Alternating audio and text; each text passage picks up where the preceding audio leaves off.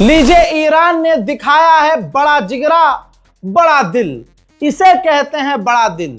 सामने से नफरत ईरान को मिली, सामने से धोखा ईरान को मिला, सामने से बेवफाई और निर्लजता मिली, लेकिन सामने ईरान था।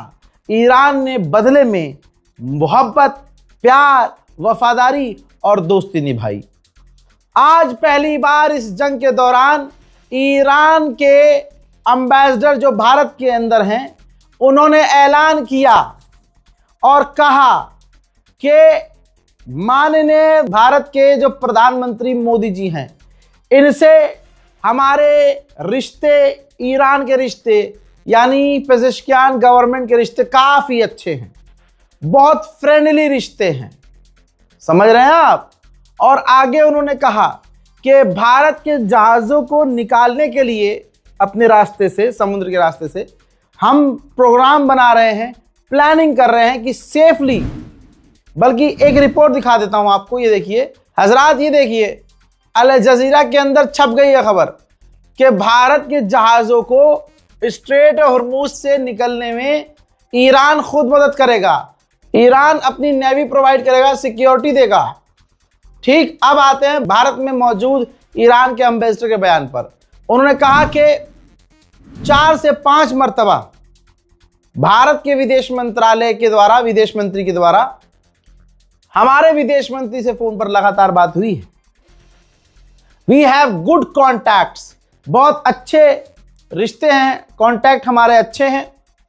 और उन्होंने आगे ये भी ऐलान किया, जो सबसे बड़ा ऐलान है, कि हमारे विदेश मंत्री ने भारत को उन 5 देशों में रखा है जो ईरान के बेहतरीन दोस्त हैं। अल्लाह अकबर।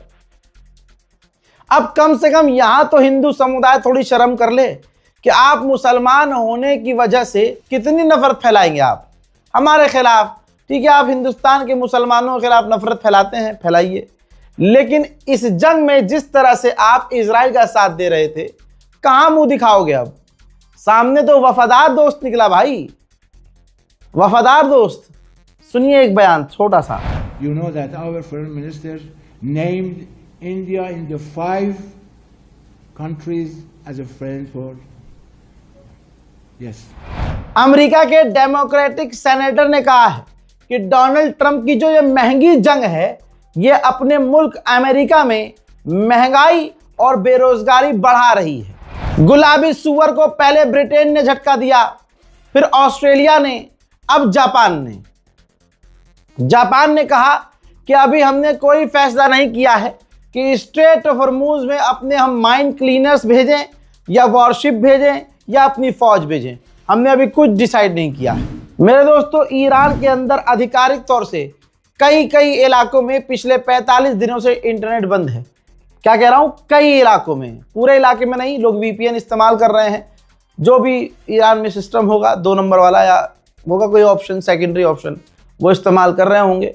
लेकिन कुछ इलाकों में 45 दिन हो चुके हैं इंटरनेट बंद है। ईरान को लेकर पाकिस्तान के प्रधानमंत्री शहबाज शरीफ ने जापान की पीएम से फोन पर बात की है। मेरे दोस्तों, ईरान ने कहा है कि अभी तक हम इस पूरी 40 से 45 दिन की जंग में 1000 लोगों को जैसे तैसे जिंदा मलबे से बचा कर निकाला है। लीजिए, रूस का ही बयान आ गया। रशिया ने क्लियर कह दिया, क्रिमिनल ने, कि ये जो बैरिकेड लगा रहा है अमेरिका स्ट्रेट ऑफ हॉर्मूज में, इससे ईरान पर फर्क नहीं पड़ेगा, बल्कि मार्केट पर ही फर्क पड़ेगा और हर चीज महंगी होगी। वहीं फ्रांस और ब्रिटेन मल्टी नेशन प्रोग्राम बना रहे हैं कि कई सारे देशों को मिलकर स्ट्रेट ऑफ हॉर्मूज पर बात करने के लिए ईरान को मजबूर किया जाए। फ्रांस और ब्रिटेन सैनिक नहीं उतारना चाहते, फौज नहीं उतारना चाहते। वो प्लान कर रहे हैं कि कई देशों को बुलाया जाए, ईरान पर दबाव बनाया जाए और ईरान को उनके साथ टेबल पर उठाया जाए कि आप स्ट्रेट हॉर्मूज खोलो। उधर मीडिएटर्स देश जैसे पाकिस्तान, इजिप्ट और तुर्की बेचारे काफ़ी मेहनत कर रहे हैं, लगातार ईरान को समझा रहे हैं, अमेरिका को मना रहे हैं कि डील हो जाए, बातचीत एक बार दोबारा हो जाए। अब एक खबर है, उसका मैं प्रूफ नहीं दूंगा और आज तक का रिकॉर्ड है इस 45 दिन में जो कहा है वो हुआ है ना। सुनिए, ईरान ने कहा है कि सीज फायर के बाद से हमने बैलिस्टिक मिसाइल के प्रोडक्शन को तेज कर दिया है।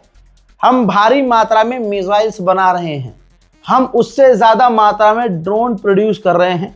अगर जंग होती है तो मज़ा हम दोबारा चखाएंगे। उधर ईरान के जुडिशरी चीफ ने कहा है कि जिन लोगों ने देश से गद्दारी की, अमेरिका इजराइल के इशारे पर मुल्क में आतंक फैलाया और अपने मुल्क से गद्दारी की, उनके खिलाफ हम बहुत जल्द सज़ा सुनाने वाले हैं।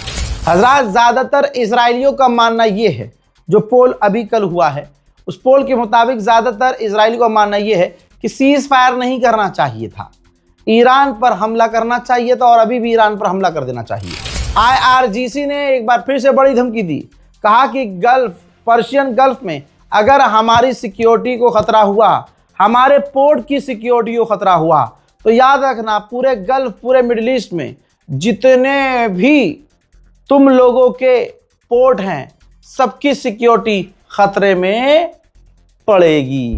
वहीं सऊदी अरब और ईरान के विदेश मंत्रियों ने फोन पर बात की है। सऊदी अरब को यह पहले ही समझ में आ चुका था। सऊदी अरब ने पहले भी, हफ्ता भर पहले भी खुद ही फोन किया था ईरान के विदेश मंत्री को। अब एक बार फिर से हफ्ते में दूसरी बार ईरान के विदेश मंत्री से सऊदी अरब के विदेश मंत्री ने बात की है, इलाके में शांति और स्थिरता लाने के लिए। चलो, देर आए दुरुस्त तो आए। हजरात, सऊदी का नुकसान भी तो हो रहा है। सऊदी जो चाइना को तेल बेचता था जिस लेवल पर, अब वो आधा भी नहीं बेच पा रहा है चाइना, क्योंकि इतना प्रोड्यूस सऊदी अरब कर ही नहीं रहा है तेल। लालच तो बुरी चीज़ है ही, और लालची तो एक से एक हो जाता है। भैया, रशिया की लालच देखिए। रशिया ने कहा है कि अगर हमें ऑफर किया जाता है कि ईरान का एनरिच यूरेनियम आप रख लें तो हम ले लेंगे। हजरात, लीजिए, नेतन्याहू का कबूलनामा आ गया। रजाग्राफी पर एक भी खबर आपको झूठ नहीं मिलेगी। हमने आपको बताया था कि ईरान ने कहा है कि बातचीत के दौरान, बीच में ही मीटिंग के दौरान, जेडी वेंस को फोन आया नेतन्याहू का। दोनों ने बात की, बात सही चल रही थी। नेतन्याहू से बात करने के बाद अमेरिका के वाइस प्रेसिडेंट की टोन चेंज हो गई, उन्होंने मांगे बढ़ा दी।